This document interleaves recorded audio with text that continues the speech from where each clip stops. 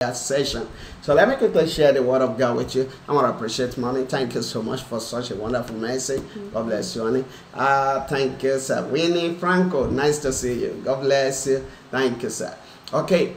The message I want to share with you, you can get this so that you can utilize it. Oh, glory be to Jesus. Okay. Thank you. Winkas Cashos. Sorry if ever I didn't pronounce your name well. I'm sorry. Brother Mark Joshua Lim, nice to see you, brother. God is going to use you mightily in the name of Jesus. Amen and amen. Glory be to the Lord. Amen.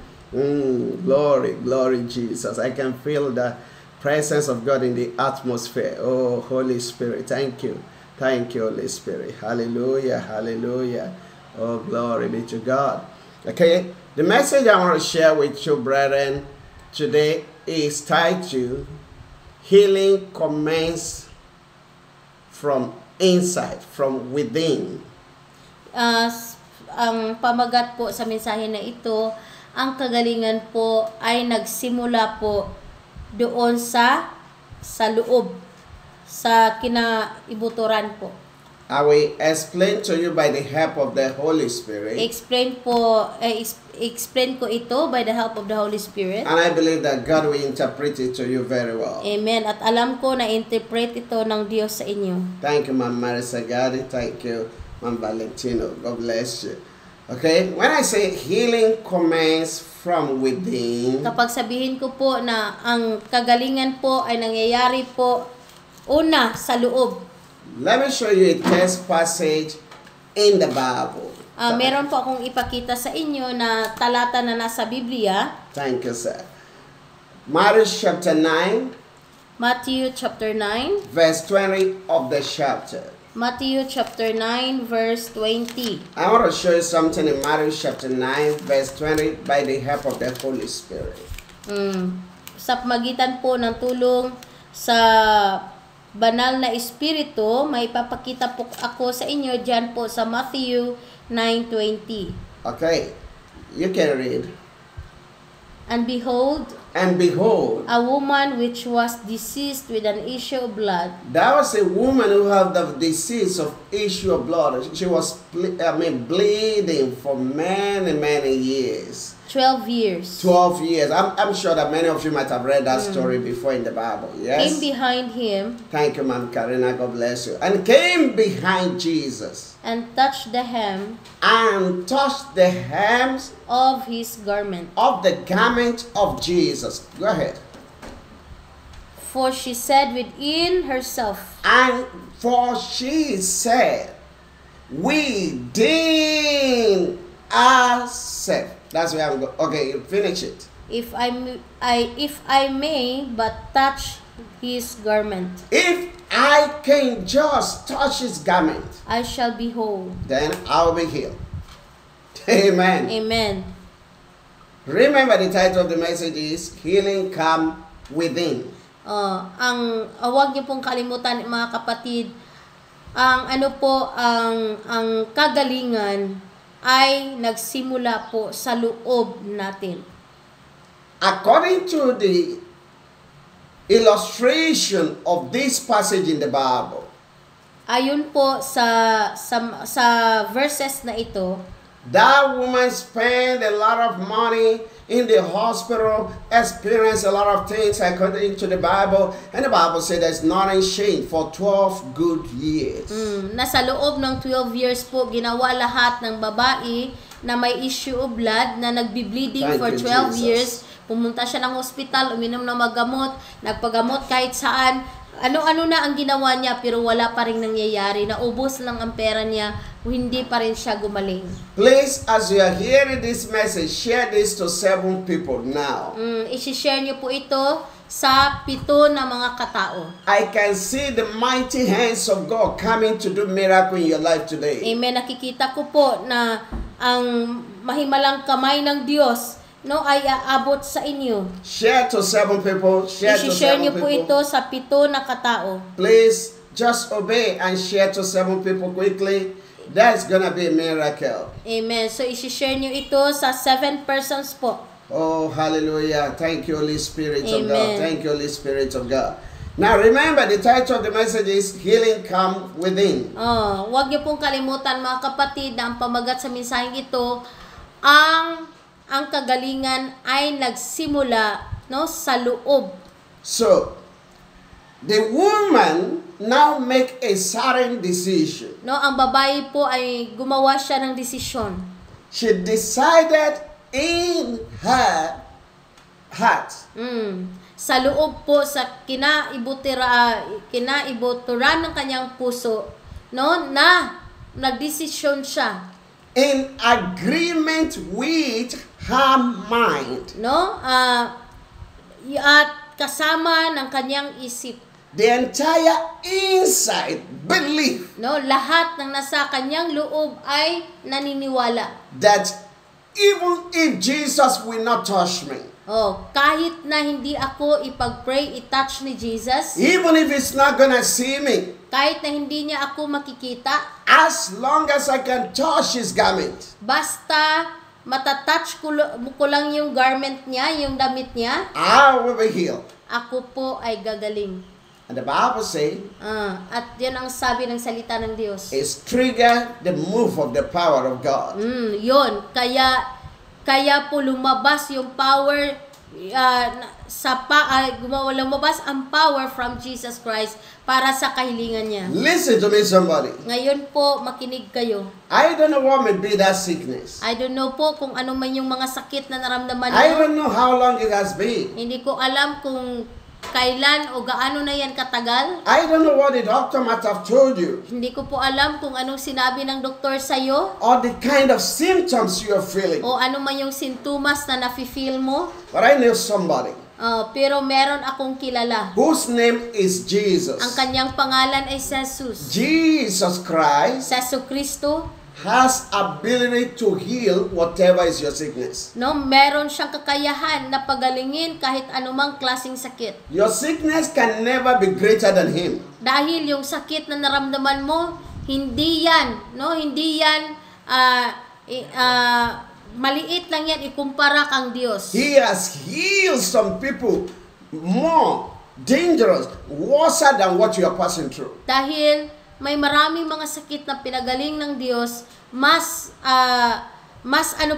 worst pa sa mga sakit na naramdaman mo. If he healed them, Kung sila ay pinagaling ni Jesus, yours is possible. ang sa iyo po ay posibilidad. I mean, yours is possible today. Ang iyong kagalingan ay posibilidad. I'm telling you what the Spirit of the Lord sent me to you. Yan po ang sinabi ng Espiritu ng Diyos para sa iyo. He is able to heal you. Siya po ay magkagawa ng kagalingan sa iyong katawan. But it will all happen by inside of you. Mangyayari lang po 'yon kung nakadesisyon na yung heart at saka mind mo. If in your inside, Kapag sa inside niyo po, I just want to try him. Pero kung sa inyong isip at sa inyong puso ay tatry ko lang. I don't know if it's true, Hindi ko alam kung totoo ba. but I just want to try. Try lang good. You will not receive it. Kung ganun ang nasa isip at sa puso mo, baka hindi mo matanggap ang kagalingan. But if your inside can beat like that woman, Pero kapag ikaw po, yung inside nyo po ay pareho sa babae. that say, even Jesus, if I don't see you physically, as long as your servant can say, I am healed, I believe I have touched you, I will be healed. Amen. No, sasabihin mo, Jesus, kahit hindi ko man ikaw makikita ngayon, no, kahit ako po'y naniwala na gagamitin mo ang iyong lingkod. And God will do it. At gagawin ni Jesus yun. Listen, Makinig kayo. it doesn't stop there. Hindi lang siya nag-stop doon. Even when I pray for you, Kahit na ako ay nagpipray sa'yo, you have to grow to the level that it is conclude mentally. It is conclude inwardly that I am healed already. Amen.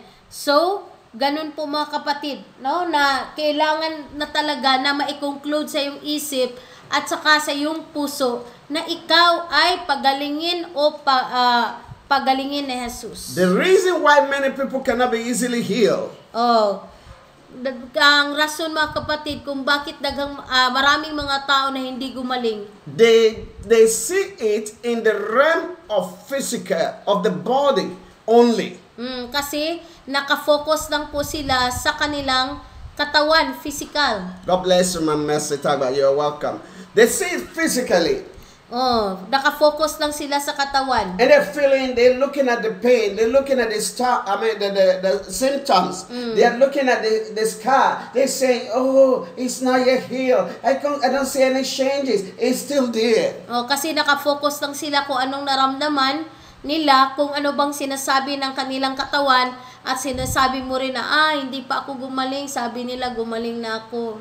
But they forgot that even Satan, nakalimutan nila na kahit si Satanas, when Satan attacks woman's body, kapag inatake ni Satanas yung katawan ng tao, he used to stand in the mind, in the spirit, to feel the spirit of the person, to feel the mind of the person, and be saying, you are not healed. You are not going to heal. You are going to die in this. And when Satan continues to feed the mind of that person, and the person embraces it in the spirit, the flesh will never be able to be healed. Amen. So, ganun mga kapatid, kasi si Satanas aatakihin niya yung puso mo, aatakihin niya yung mind mo, at sasabihin niya sa iyo na hindi ka pa gumaling, mamamatay ka sa sakit na yan. Kapag yan po ang panghawakan mo at naniwala ka, hindi gagaling yung body mo. God bless you, Sarah. So Lucas, God is going to do miracle today. Amen. Amen. God bless you, Ma'am Shera. So what am I trying to say is that if you want to conquer sickness, kung gusto niyo po na makonquer yung mga sakit, your heart, yung puso mo, your spirit, yung spirit mo, your mind, yung pag-iisip mo, the entire inside, lahat must believe, align with the belief of God with you. Kailangan po naka-align po 'yon, no, sa will ni Lord, na kailangan po na a-agree ka kung ano ang sinabi ni Lord tungkol sa iyo. Must agree with the word of God. Kailangan yung agreement mo nasa word ni Lord, that you are healed. Na ikaw ay pinagaling na. Even when the pain is still there. Kahit na yung sakit andun pa rin. Even when you are still feeling that there is a shaking, there's a symptoms, but in your mind, you totally conclude. God bless you, woman. I love that word, renew your mind. You totally conclude, your mind agree with God, and you have it that, no, I am healed already. No more diabetes in my body. I know cancer has gone. Even though they said there is a symptom, but you know, you believe it, then you conquer the devil. Amen. Kapag naniwala ka sa word ni Lord, kung anong sinabi ni Lord, or anong sinabi ng alagad ng Diyos sa iyo, yung lingkod ng Diyos sa iyo, kapag nag-agree ka talaga, no, from your heart and your mind, yun ang gagawin ni Lord sa iyo. Amen. Amen. That's it. The word of God is a sword. It penetrates to the marrow, to the joint. That's what the book of Hebrews said. And it's going to work in your body. If you can believe today, if you don't doubt Him, if you will believe what God has sent me to you, I want to pray for you now. And the power of God will come to you again. The mighty anointing of God will touch you. The same anointing that He bestowed upon my life, that heals somebody, is able to heal you also. God is not unfair. God loves you. He wants you to have good health. He wants you to have good peace. All what you need to do is that let it be concluded in you. Let it started within you. Just like that woman. That woman said, I know, I will be healed. And said to Jesus did it. Let it conclude in you. Even after we pray for you, let it conclude in you. I tell you, that pain will never wait with you. Amen. Hallelujah. So, kailangan talaga na ma-include talaga sa iyong isip, no? Nakalagay na sa isipan mo na wala nang magbabago pa sa isipan at sa puso mo na ikaw ay pinagaling at pagalingin ng Diyos. I want to tell you just to round it up. I just want to tell you my testimony. You might have heard it before. No, sabihin ko sa inyo ang aking testimony, siguro narinig nyo na before. When I was still like a young evangelist, young servant of God in the healing ministry. Yung bago pa ako sa healing ministry, no, yung binata pa ako. I think that time I was like between age 25 to 30. Siguro yung edad ko ay 25 to 30. And then I have been praying for people. Some little miracle has been happening. Amen. So, no, marami pong mga mga bagay-bagay na nangyari. And then certain day I start to feel I have a kind of outreach to go and make, and the people are waiting to be healed. I mean, they expect me that I will come, you understand? And then I don't know what attacked to the stomach, and I was having a very serious pain, very serious heat inside. I cannot understand. I don't have, it's like no peace. I got so weary. I don't have strength. And then I'm as if I'm going to die, so dizzy. You understand? So, hindi ko alam kung anong nangyayari sa aking katawan that time kasi yung tiyan ko parang umiinit, tapos para akong nahihilo. Hindi ko alam kung anong nangyayari sa akin. So painful. Napakasakit talaga ng naramdaman ko. It's as if I'm gonna die. Parang mamamatay na ako. So I went to the hospital. So, nagpunta ako sa hospital. Some of you might not hear this before, but I want to tell you. I went to the hospital. Nung nagpunta ako sa hospital, And when I got there, nang dumating ako doon, they make a lot of tests. no, gumawa sila ng mga tests sa Urine akin. tests, blood tests, different kind of tests. No, ang dami-daming mga laboratory. And they said, I'm going to be admitted there. At sabi nila na i-admit nila ako. So I was there on the hospital bed. Nandun lang ako sa hospital bed. So, and then those nurses are coming back to me and telling me that, oh, doctor will come back to you again to check you soon, this and that. Sabi nila na darating yung doctor para i-check up again. And no treatment given to me. No, walang treatment, walang binigay sa akin. I'm just waiting for the doctor. Nagwi-wait lang ako sa doctor. And the pain is very severe. Pero grabe, napakasakit na talaga. Then, as I lay down on the bed there, Nung ako ay nakahiga sa bed, sa hospital bed, and then there is something spoke inside me. so merong nangusap sa akin sa inside. A voice just came up inside me Merong voice na dumating. and say, why are you here? Ang sinabi ng voice is, bakit ka nandito? You Ikaw, sick in the hospital? nagkasakit sa hospital? Don't you know people are waiting for you to be healed? Hindi mo alam na may mga tao na nagwe-wait sa iyo para pagalingin mo. It's wrong thing for you to be here. Isang hindi mabuting bagay na nandito ka. I hear that voice. Narinig ko yung voice na yun. Immediately, After that, I stood up. no, tumayo ako. I called nurse. At tinawag ko yung nurse. And then they came. What's happened? What's happened? Tapos, no, dumating yung mga nurses at sinabi, anong nangyari? God bless you, Pastor Nathaniel, my beloved son. I told them I'm going home. Sabi ko sa kanila, uuwi na ako. They said, no, that's risk to your life. Sabi nila, hindi mabuti yan, makakasama yan sa buhay mo. The doctor will come and attend to you. Kasi darating na yung doctor. That's risk to your life. Dangerous talaga kapag ikaw ay uuwi. We cannot release you. Hindi ka pwedeng umalis. I told them, Sinabi ko sa kanila, it's my life, not your life. life ko ito, hindi mo ito life. So therefore, how are you going to hold me down? Kaya hindi mo ako mahuhold. No, I'm going. Uwi na talaga ako. They didn't know what God has spoke to my mind. Hindi nila alam kung anong sinasabi ni Lord sa isip ko. So I stood up. Kaya, no, tumayo ako. Thank you, Ma'am Teresita. God bless you. Thank you, Sir Peter Ibanez. God bless you. Wonderful people. God bless you. I stood up. Tumayo ako. I said, I'm going home. Sabi ko, uwi na talaga ako. I removed what they put in my hand. No, I'm going home. Yung nilagay ng mga dextrose whatsoever sa kamay ko, no, inalis ko. I cannot wait for this treatment. Hindi ako pwede maghintay. I won't wait for doctor again. Hindi na ako mag-wait ng doctor. They say you will die. You want to kill Sabi yourself. nila, mamatay ka. Bahala mo. I stood up Sabi ko sila, bahala kayo, basta uwi na ako. and I started to move. Nung paalis na ako, And I was surprised. na-surprise ako. Immediately I got home. Pag uwi ko sa bahay, No medicine use. walang medicine, Nothing. No Wala. injection. no injection. Immediately I arrived home.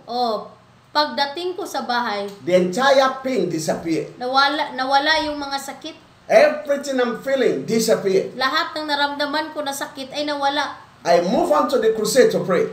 Kaya For people.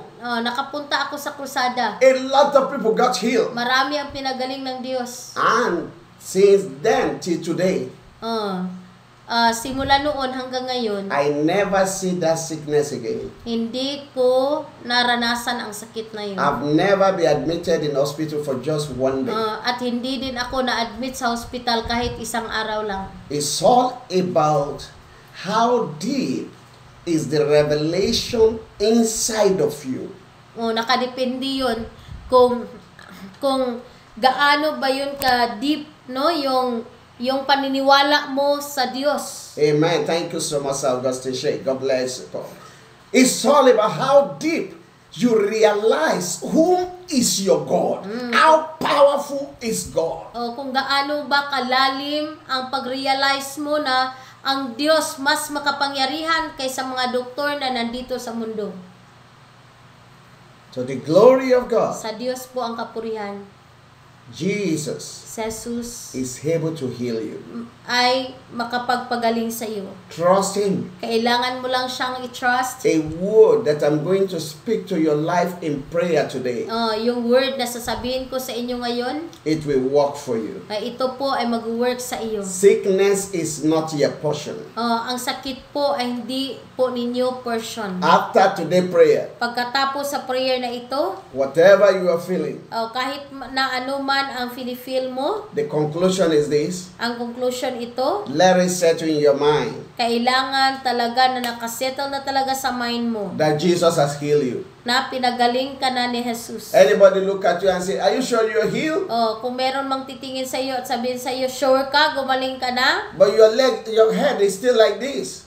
Pero yung ano mo, yung kamay, yung paa mo, ganun pa rin. Tell them Jesus has healed you. Sabihin mo sa kanila na pinagaling na ako ni If Jesus. you will not give up on your faith in God, Kung hindi ka lang mag-give up sa faith mo kay Lord, Satan will surrender amen, no? Si Satanas ay susurrender. and you will enjoy good health. Amen. At mag-enjoy ka ng good health. In the name of Jesus. In the name of Jesus. Oh, I want to pray for you, brother. God bless you. Jesus, hang out. God bless you. Hallelujah. Jesus, we thank you. Amen. Master Jesus, thank you for your word you have sent to us.